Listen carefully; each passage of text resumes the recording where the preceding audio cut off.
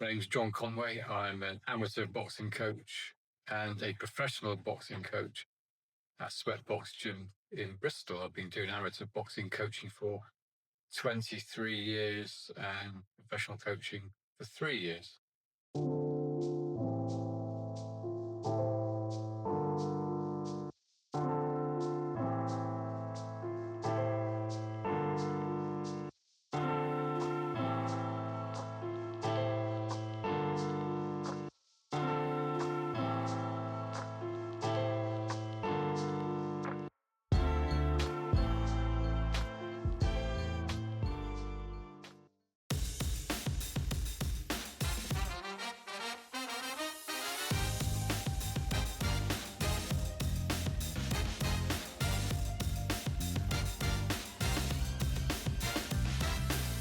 We gotta turn big dreams into action. We gotta mix action with the passion. Time short, no time for relaxing. Be the first in, last out, make it happen. We gotta turn big dreams into action. We gotta mix action with the passion. Time short, no time for relaxing. Be the first in, last out, make it happen. Rise up, it's no time to lay low. Turn dreams into cream, get your pesos. Turn those pesos. The art of boxing basically is the art of hitting without being hit and having the physical and mental toughness to actually do the sport in the first place. Ooh. And what someone should expect when they're just starting boxing, what people usually don't have idea about, and also what's your approach when you see a new person, they just want to start boxing?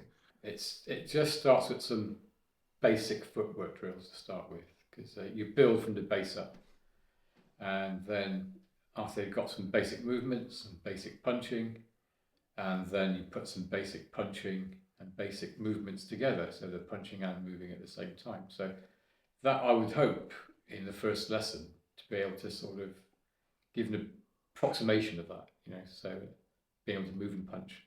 Well, everything starts with the feet and movement. So we build from the base up, so forward movement, backward movement, circling, then adding all those things together, then some basic punching, and then trying to do some movements and punching at the same time. So that's what I aim for in the first lesson, moving and punching. But moving is more important than anything else, because you build from the base up. You can't move, you can't attack, you can't defend, etc. And you can channel the power, right? People don't understand that without the footwork, without the right stance, you can't generate the power in your body. Yeah. Most of your power comes from the ground. Yeah. A good firm base and being able to activate all the muscles in the legs appropriately, and your whole punching chain, really. Yeah, it's interesting because especially at the beginning when you don't know anything about boxing, some, especially youngsters, they think that it's quite boring, that you have to do all those drills, foot drills, but then very quickly realize that without that base, you're lost. Yeah, no base, no stance, no boxing. You're just doing boxercise, effectively, without the stance. Fitness boxing. Boxercise is fine, but it's not what we teach, and I don't decry it, because it serves a purpose for millions of people around the world, but it's not what we teach.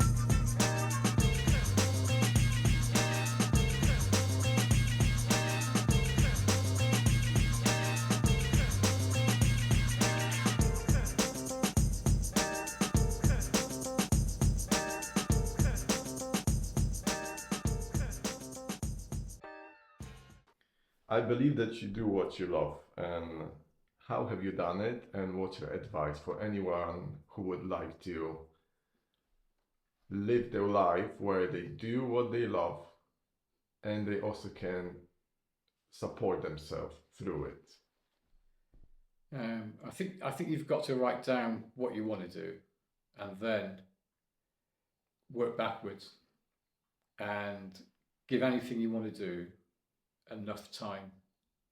Yeah. Think in years, not weeks or months. Yeah.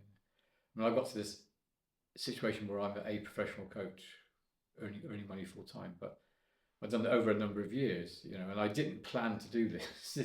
This was not a career path, but I was able to retire early from my other job and transition over time into this. But I was coaching while I was working, and I didn't really earn any money from it. But then I came to a point where I had the skills and qualifications, and I was in a financial situation where I could just transition over and build, you know, the boxing up over time. Change the balance slowly. Yeah. So you're doing it gradually. Yeah, I was doing it gradually. Yeah. No big. It was a long-term plan. Mm. Sounds very analytical. Well, yeah.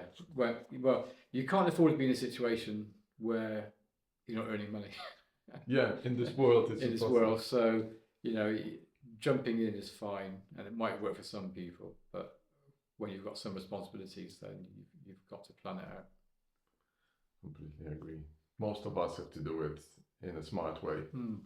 We can just dive deep. Yeah, I know, and it's just it's grown organically. I never set out to be a boxing coach or to earn money from martial arts. I just done martial arts for self-defense when I was younger. It was all. It was nothing, but it's just snowballed and transitioned now, where I'm a co-owner of a gym and I teach people for money. That's amazing. As well as running an amateur boxing club. So, yeah.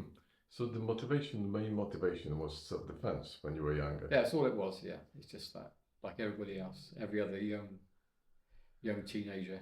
That's all it was. It's interesting how important it is for us, especially for everyone, but especially for men and young men, to feel confident, to know that you got some skills. If you need to protect yourself from maybe others, if you see that someone is hurting someone.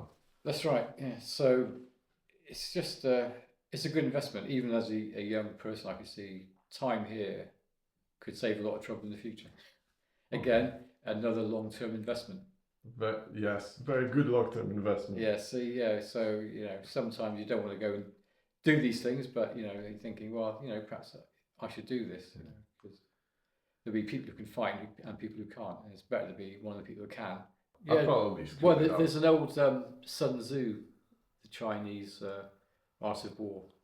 That's author, it. But and he said that, you know, it's better, you know, you keep an army ready for 1,000 years, even if you've just got to use it for one day.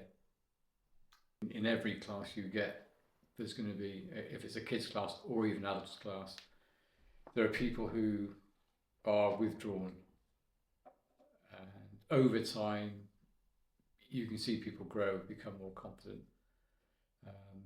taking part in a class more,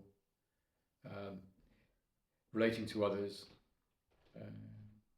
being part of the team. You know, it's a very individual sport, but you can see that people are happy to be part of the group. It's, but you know, boxing's great for that. But so are other sports as well. I think any kind of sport is great. Any kind of play for adults or kids is developmental to a bit. Boxing's got its own structure. It's got its own. There are things it will develop which other sports won't, and it will test you a little bit more than some other sports. But all sports are valid. All hobbies are good. But boxing's got its own set of values and tests. Yeah. It's like its own sort of rites of passage. What you were saying about people being tested, in the old days there would have been rites of passage. We'd been hunter-gatherers. We'd have had a boy would have got to a certain age and had a rite of passage. He'd have gone out into the jungle or the forest to hunt on his own for a week or so, and then he'd come back. He'd be a man. So we don't get those things in society anymore. All our kids are playing on iPhones and tablets, and so boxing can add a bit of that back into a child's life, because it is a test. The first time they spar, or if they want to go on and compete, the first time they compete. But boxing itself, again, is like play to an extent, because it's not. It can hurt and it's hard, but it's not war. It's not quite war. So even that, to an extent, is a form of playing war, playing hunting, because there are parameters. There's a ref. There are judges. You can throw the towel in. It doesn't have to go to the death. Like war. So it's as close as you can get to a war without being in war. So in a way, it's like a rite of passage for adults and children. And I think it adds to society through that. What could we advise to someone who not necessarily is feeling confident yet to jump into group sessions, but they want to start martial arts, but they may be a bit anxious about the whole process and how to start, how to approach it? Right, yeah, it's a good question. If you've got a child, or even if you're an adult who is a bit nervous about jumping into a group session, and people can feel self-conscious in group sessions, especially if it's martial arts or boxing, whatever. Especially if they haven't done it before, they may feel a bit embarrassed because they feel that they should be competent in it before they turn up. I don't think you've got to feel competent in anything before you turn up, but I would say try and engage in a private lesson to start with. Most instructors do one-to-one lessons. Perhaps just one of those to start with, and just meet the instructor that way, and just see what's involved. So slowly is my. I know a lot of people say, "Oh, just jump in and do it," but that's not for everyone. It was okay for me when I was young, but lots of people these days don't feel that confident. So I would say, if you're one of those people, have a one-to-one session with an instructor to start with. What it will give to that person? Well, you'll see if you've got a rapport with that club, that environment, and that instructor straight away, and you'll have some level of knowledge of what to expect. So there's no surprises when you turn up to the class. That makes sense. Yeah. And also you can start building like social aspect and get used to the environment, right? I think it may be more important for children if you've got a nervous child.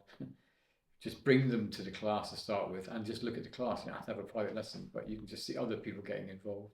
And the same for adults. Most clubs will let you look at a class, just sit down and monitor what's happening.